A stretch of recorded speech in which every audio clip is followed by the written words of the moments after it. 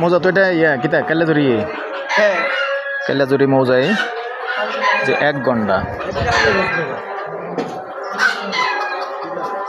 1 ঘন্টা ক্লিয়ার জায়গা যে এখানে রাস্তা আছে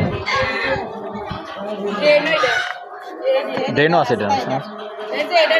বুঝছি বুঝছি আর এখানে যে সাবমার্সিবল বসানো আছে তবে এই সীমানাটার মধ্যে এটা চাইলে ভাগাভাগি করে ব্যবহারও করতে পারবেন আর না নিজে নিয়ে নিলেও পারবেন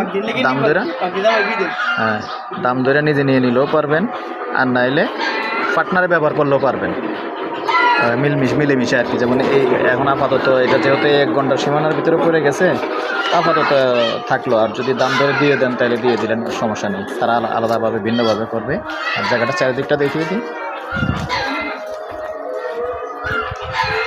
মোটামুটি সাইজ খারাপ না, এমনিতেই লম্বা আছে।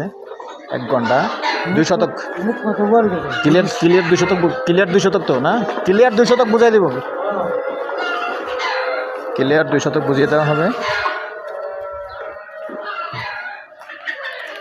এইখান পর্যন্ত যে ক্লিয়ার 2 শতক।